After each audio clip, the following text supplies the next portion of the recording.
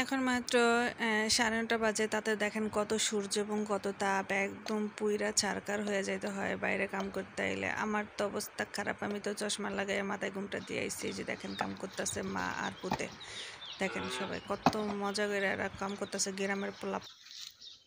এই পরে কই পাতাবে?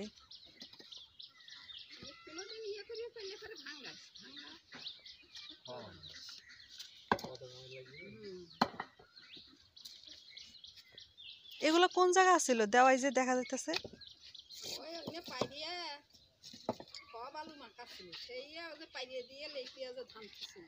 ও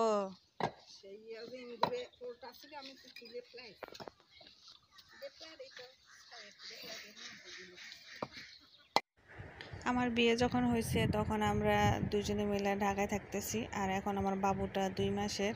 এখন আসছি হচ্ছে আমাদের ধান উঠবে সেজন্য আসছি, ধান সারার জন্য। আর ধানটা অন্য খোলাই নেওয়া হয়, তা আমাদের এখানে মাটি উঠাইছে, সেজন্য গরুর ঘর ভাঙার পরে ইটগুলো বের হয়েছে।